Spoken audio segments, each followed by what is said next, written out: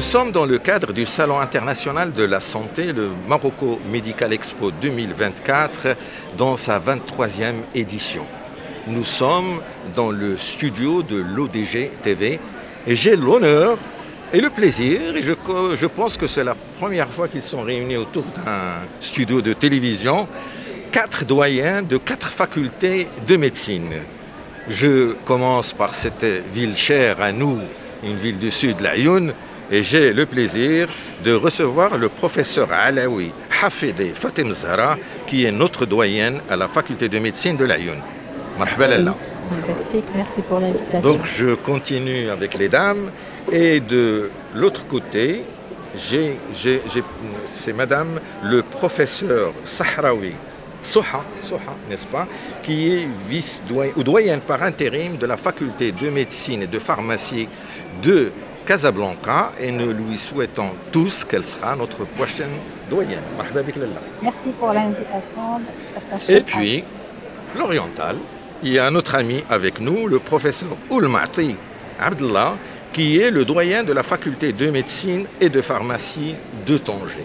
Merci pour l'invitation. Marhaba bik Sidi. Et je termine avec mon ami, le professeur Tarek Sqalli El-Husseini, qui vient d'être nommé doyen de la faculté de médecine, de pharmacie et de chirurgie dentaire de Fès. Marhaba bik. Alors nous sommes dans le cadre du Medical Expo où le thème principal scientifique sur lequel on discute, c'est l'intelligence artificielle, l'apport de la télémédecine et de ce nouveau concept chez nous peut-être, c'est la simulation. Qu'en est-il dans vos différentes facultés de médecine? Je commence avec le professeur Alaoui Hafidi. Merci beaucoup. Vous avez votre micro. Tout à fait. Alors oui, en tant que faculté jeune, qui est la faculté de médecine et de pharmacie. Elle a été créée en quelle année? Elle a été créée en juillet 2021 et donc elle est à sa 3e promotion actuellement. En tant que jeune faculté, nous avons pensé que l'introduction des nouvelles méthodes pédagogiques est très importante dès le début du fonctionnement d'une faculté jeune, notamment la première faculté de médecine dans les régions du Sud, pour justement être au diapason des facultés modernes au niveau du monde entier. Donc la simulation est un point commun obligatoire dans l'enseignement pédagogique de la médecine actuelle. Et ça, c'est un point commun à toutes les facultés. Ensuite, au niveau de la e-santé, on est justement dans l'apprentissage des étudiants de l'intelligence artificielle comme module d'ouverture pour les différentes promotions, pour qu'ils soient imbibés de cette nouvelle pratique qu'ils vont utiliser demain. Donc ce n'est pas comme nous on a exercé, ou ceux qui étaient avant nous, nous avons exercé d'une certaine manière. Eux, ils vont exercer avec l'intelligence artificielle et donc ils doivent connaître le processus. Professeur Tarek Sqalli, donc en parlant de simulation, est-ce que vous pouvez expliquer ce que c'est d'abord cette notion de simulation pour nos téléspectateurs? Qu'est-ce que c'est? La simulation, en médecine, c'est le fait d'essayer une première fois, puis une deuxième, puis une troisième, jusqu'à ce qu'on réussisse sur un mannequin, sur une méthode sans mannequin parfois, mais en tout cas pas sur le patient pour la première fois. Il y a des dimensions éthiques évidentes, mais il y a aussi des dimensions de possibilités d'entraînement, de répétition, de courbes d'apprentissage, et tout cela se fait avec des moyens maintenant et une méthodologie pédagogique bien ficelée qui sont adoptés par les différentes facultés de médecine, de pharmacie et de médecine dentaire au Maroc. Tout à l'heure, dans votre intervention, lorsque vous avez parlé d'un centre de simulation sur 2400 mètres carrés. Donc, si vous pouvez développer cette idée. Oui, en fait, à la faculté de médecine, pharmacie et médecine dentaire de Fès, nous avons ce qu'on a appelé le CELEST, le centre d'e-learning, d'enseignement par simulation et de télémédecine éducative. Vous voyez qu'il y a 3 dimensions complémentaires. Elles regroupent toute une dimension nouvelle technologie dans l'optique d'améliorer les apprentissages. Entre autres, il y a cet hôpital universitaire de simulation qui est un vrai hôpital virtuel où il y a toutes les dimensions de l'hôpital avec son service des urgences, son arrivée de l'ambulance, ses blocs opératoires laboratoire et tout ça, qui permet d'exercer, de pratiquer dans l'interdisciplinarité, puisque différentes catégories d'apprenants peuvent se retrouver là-bas pour justement apprendre, appliquer des scénarios préparés à l'avance, les utiliser, les critiquer, les débriefer pour utiliser un terme de simulation et apprendre et s'améliorer. Très bien. Professeur Sahraoui Soha, doyenne par intérim de la faculté de médecine et de pharmacie de Casablanca, cette nouvelle pédagogique de formation qui est la simulation, certes les étudiants d'aujourd'hui sont nés dedans.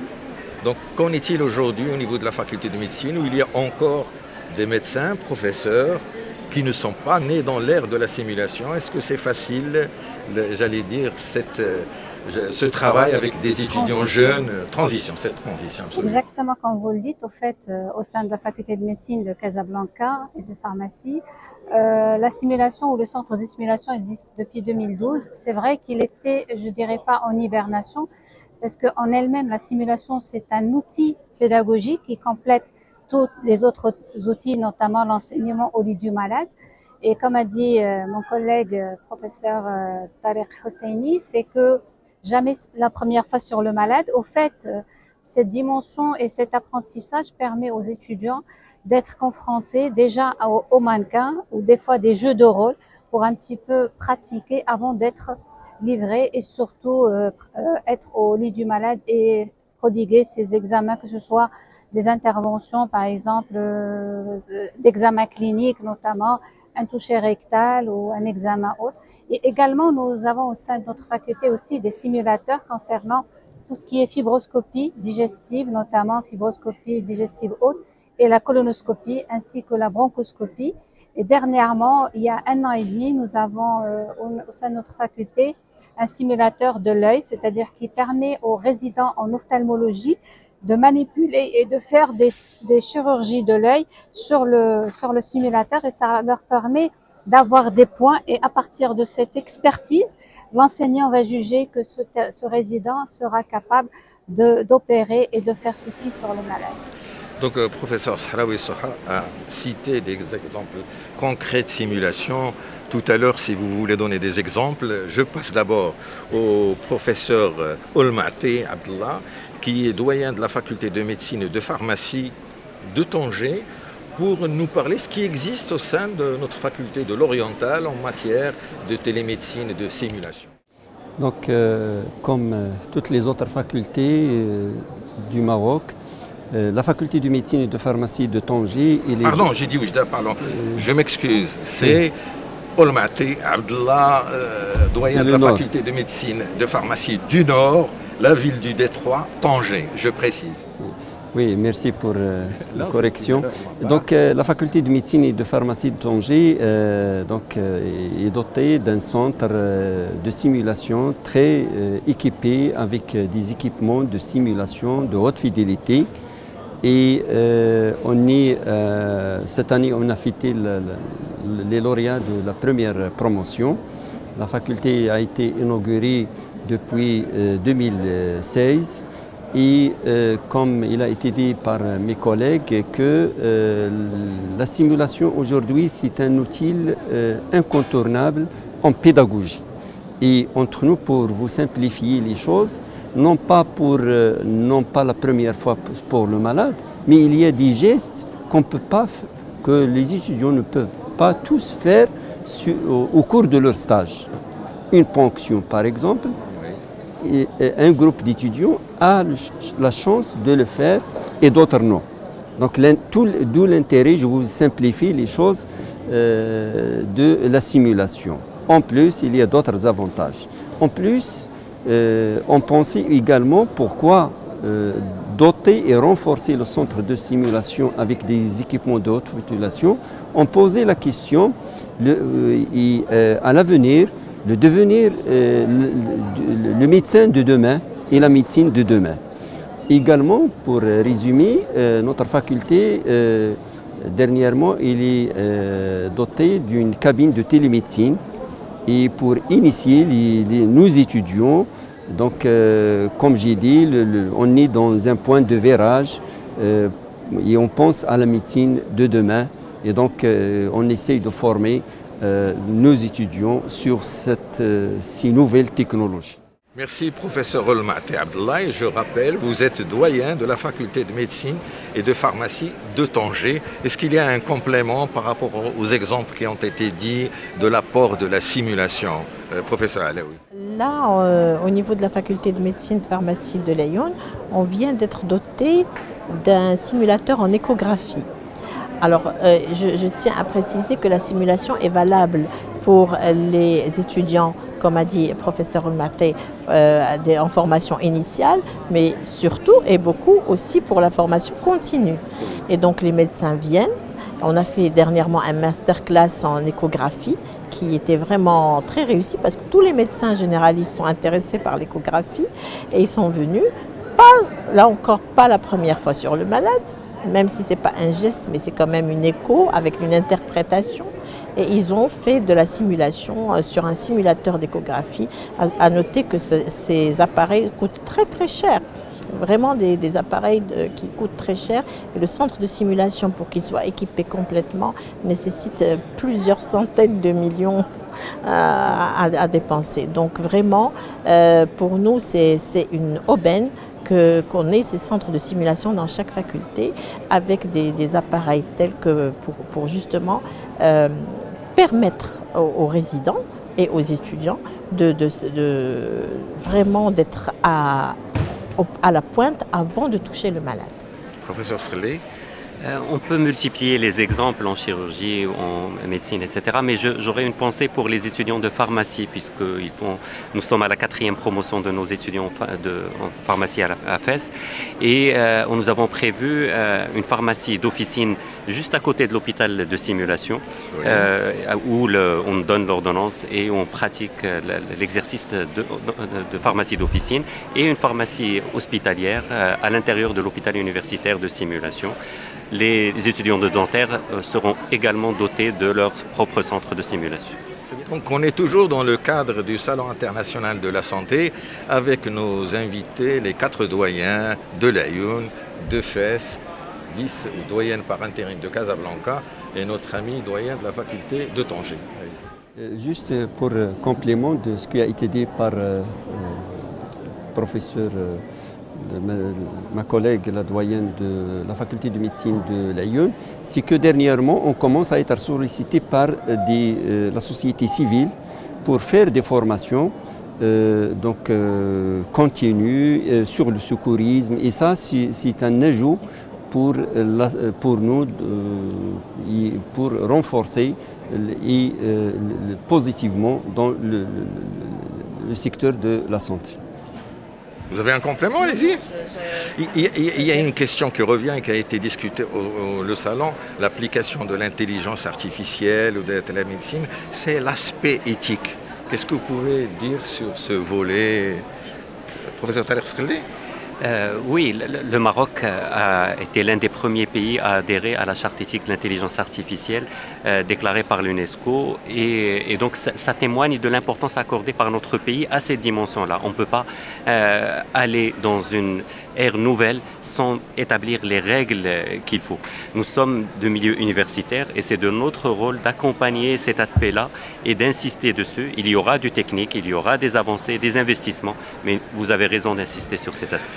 Merci. Je voudrais passer une question vraiment d'actualité qui nous intéresse tous en tant que parents. Peut-être que vous avez des enfants à la faculté de médecine. Il y a une question qui taraude tout le monde aujourd'hui, c'est cette transformation des études médicales de 7 ans à 6 ans.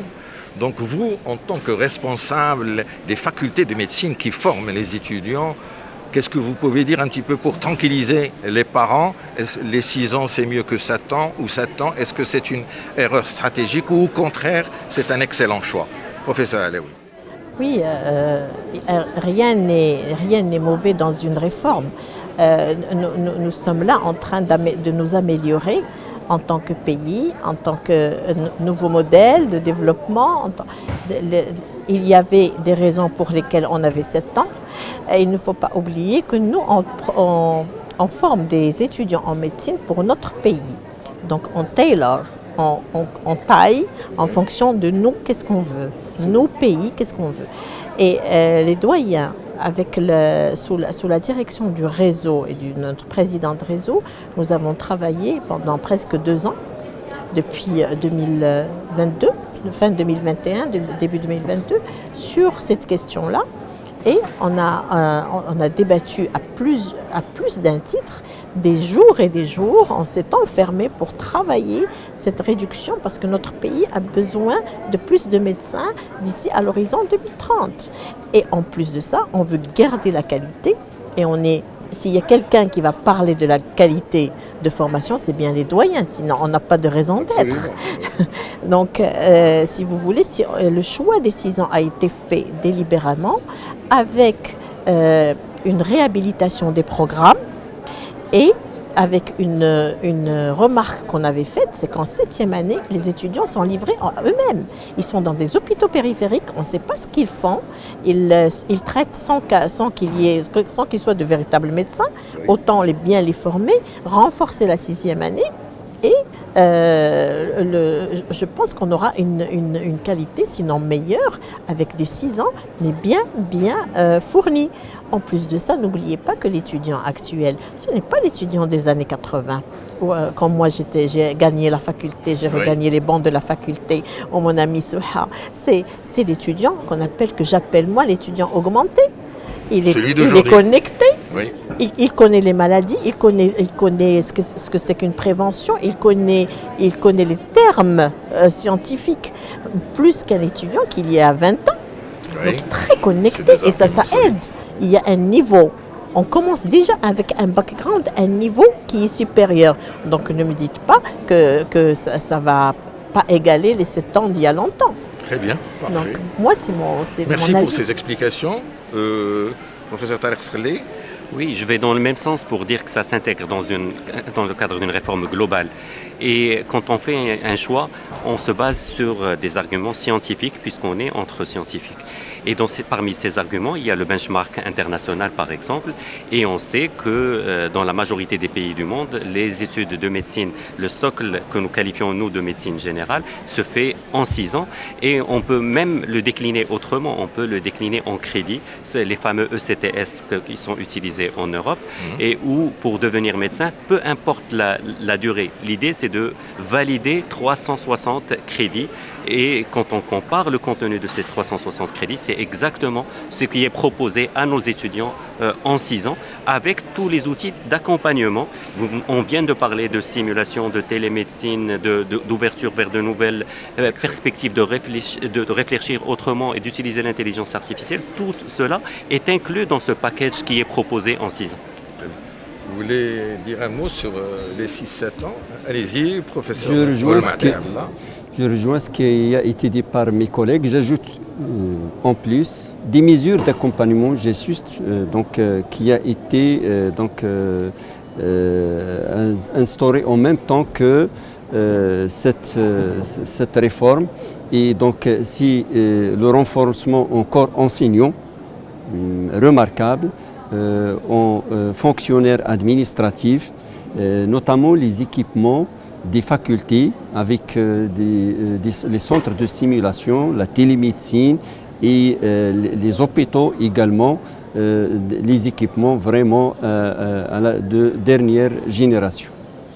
Professeur Sahraoui. Oui, au fait, cette réduction, elle va un petit peu dans la stratégie nationale et je rejoins mes collègues et amis ici.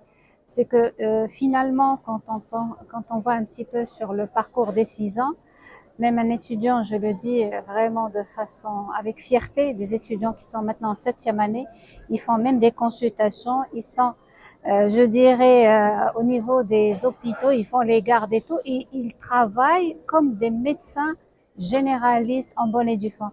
Je pense qu'il y a dans toute réforme, c'est sûr qu'il y a je dirais pas une réticence, mais les étudiants, ils ont peur, mais je pense avec l'accompagnement, et surtout, ils doivent être rassurés que, au bout de 6 ans, on est confiant qu'ils peuvent gérer et traiter un malade en tant que médecin généraliste, tout en sachant que le médecin généraliste, il a beaucoup de choses à prodiguer et surtout Moi, de ma formation cancérologue, un médecin généraliste, c'est une pierre angulaire de tout ce qui est dépistage, tout ce qui est diagnostic précoce, tout ce qui est cancer qui pourrait donner aux malades et même de prévention. Et donc, je pense que en elle-même, raccourcir, comme a dit Oustad Tariq Husseini, c'est que raccourcir ne veut pas dire shorter pour raccourcir, mais c'est surtout c'était un choix, et c'est un choix qui est, je pense, judicieux et qui va nous permettre de produire sur le marché. Et on est confiant en nos étudiants qui sont de bonne qualité pour former des médecins généralistes. Pour terminer sur cette question, il y a les chiffres qui frappent. Je vais vous demander pour la promotion 2023-2024, pour vous, combien il y a de nouveaux étudiants en médecine. Inch'Allah, l'année prochaine ou cette année, combien de médecins qui vont sortir de vos différentes facultés? C'est Abdallah. Professeur Olmati Abdallah, à Tanger.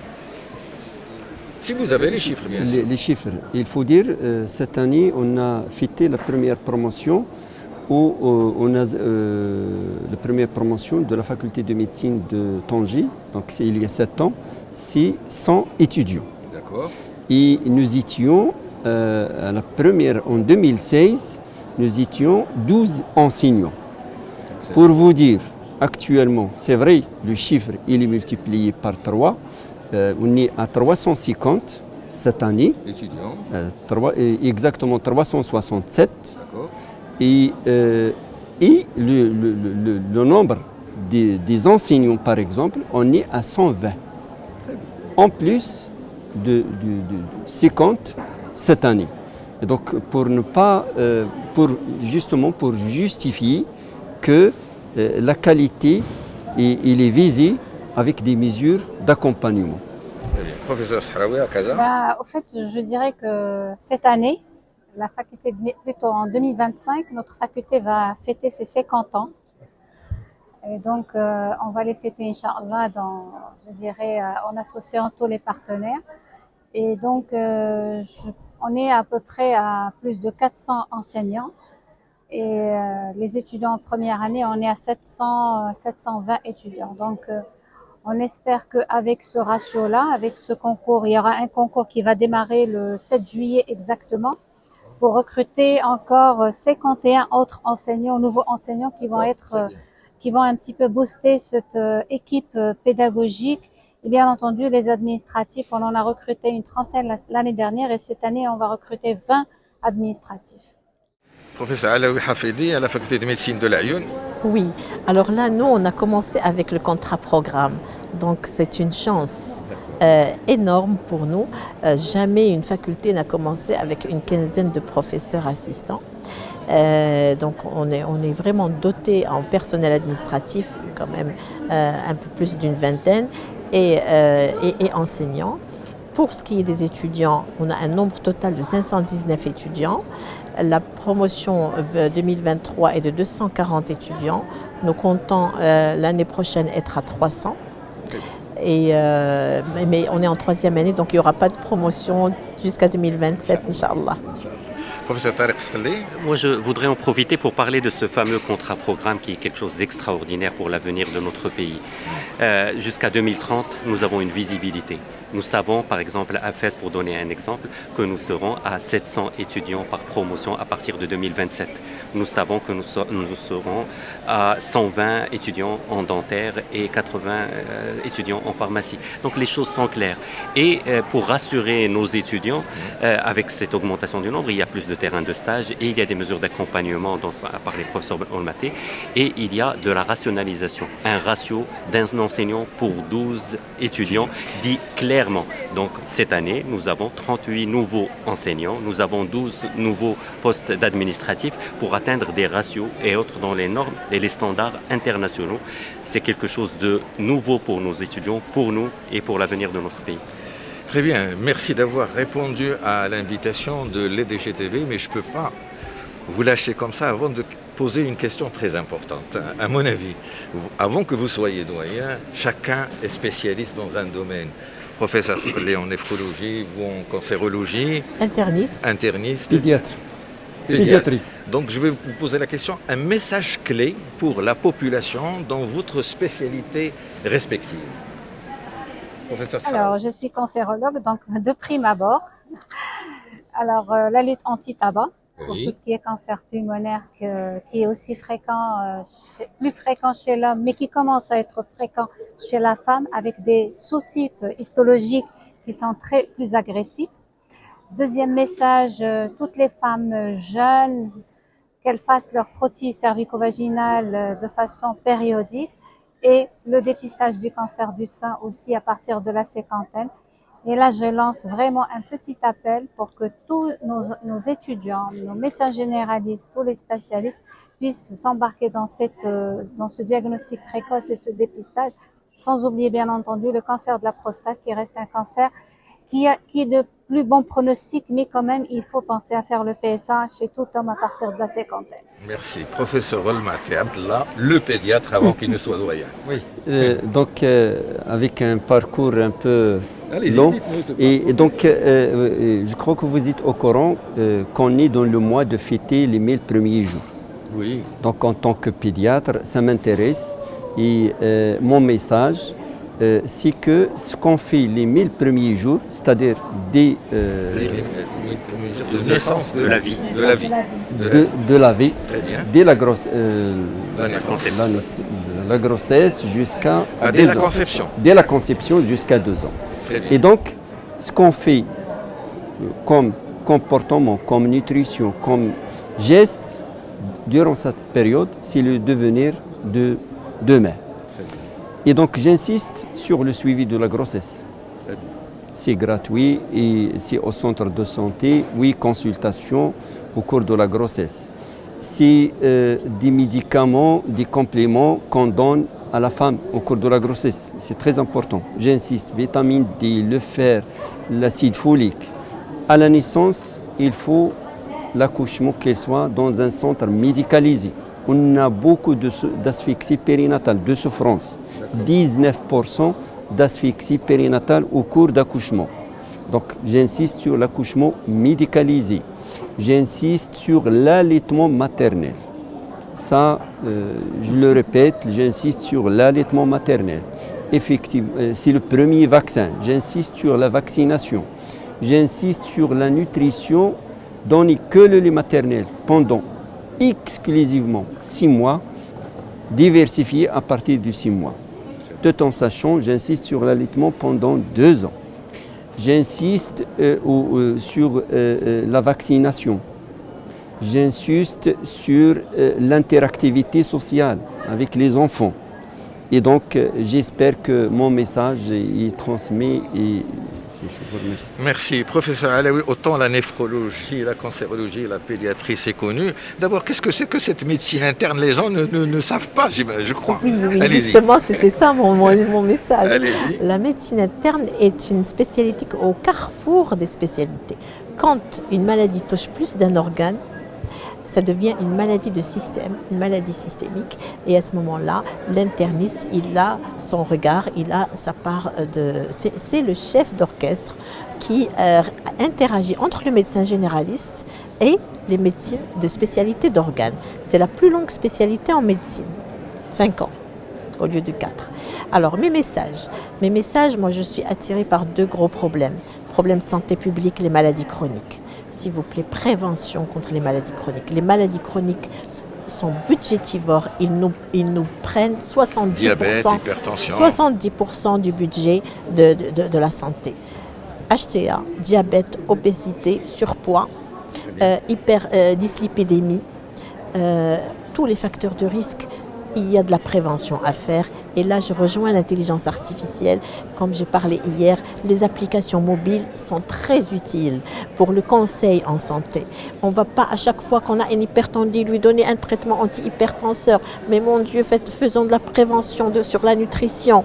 De manière très importante, le diabète, la même chose. On ne va pas toujours donner que des antidiabétiques oraux à qui le veut, sans faire de la prévention dès le début sur la nutrition, sur le diabète de type 1 d'origine héréditaire, etc. Donc là, c'est un gros morceau. Pourquoi? Parce que la majorité des maladies maintenant, on retrouve plusieurs maladies chez un seul patient. Ils sont il y a plus polymaladie. HTA, diabète, dyslipidémie, ça, on trouve ça, je crois, chez les gens de plus de 50 ans, dans plus de 60% des cas. Donc c'est bon. Après, on a aussi à l'insuffisance rénale chronique, puis la dialyse, et puis une vie qui est complètement délabrée. Donc la prévention sur ces maladies. Et c'est facile. C'est facile. Il faut y aller par la nutrition. Ça coûte la marche, l'exercice physique, la nutrition, mais mon Dieu, c'est la moitié du traitement et ça coûte rien. Donc, j'insiste sur ça. Deuxièmement, la place de l'interniste, elle est capitale dans un pays, si vous voulez, qui n'a pas encore de parcours de soins coordonnés. Les patients sont souvent polymédicamentés et nous, moi je leur dis, on est spécialiste des retraits de médicaments. Nous, on retire les médicaments, on ne prescrit pas, on retire. C'est une notion assez intéressante. Voilà. Et donc, justement, c'est pour essayer d'organiser et d'avoir une vue globale sur le patient, une vue holistique globale et non pas seulement une vue d'organes. Donc, il faut avoir confiance en l'interniste et demander conseil à chaque fois que c'est possible pour justement avoir cette vue d'un patient dans sa totalité, dans sa globalité, dans son contexte psychosocial également. Voilà. Merci Lella. Professeur Srelli. Moi, toujours optimiste, je pense à mes patients qui vivent plus longtemps. Le Marocain vit plus longtemps. Il est plus exposé au diabète, à l'hypertension artérielle et comme conséquence aux maladies dégénératives qui surviennent suite à cela.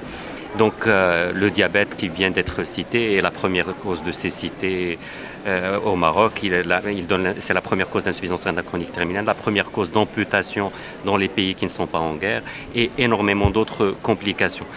Donc, ciblant le diabète et l'hypertension artérielle avec le dépistage de leurs conséquences pour éviter justement d'arriver jusque-là. Dans cet optimisme, quand on arrive à un stade avancé de la maladie rénale, on vient de sortir d'une phase où le Marocain n'arrivait pas à accéder à la dialyse quand il en avait besoin. Et une frustration énorme.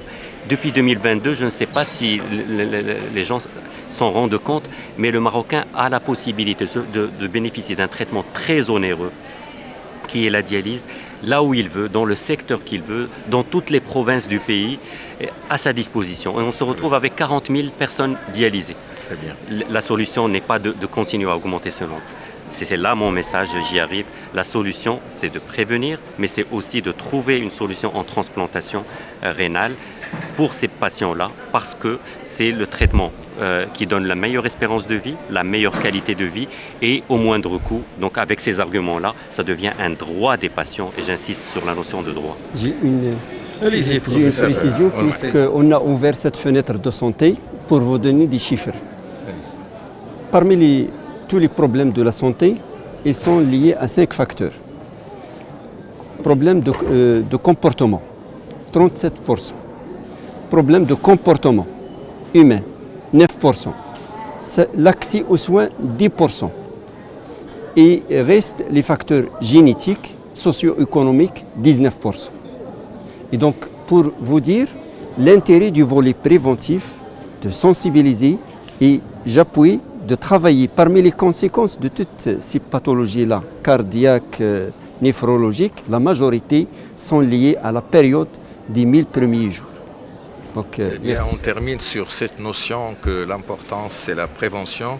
Donc je tiens à remercier, mesdames, le professeur Sahraoui Soha, doyenne par intérim à la faculté de médecine de pharmacie de Casablanca, madame Alaoui Hafidi Fatima Zahra, c'est Fatima Zahra ou Fatima Zahra? Fatima Zahra, qui est doyenne de la faculté de médecine de l'Ayoun.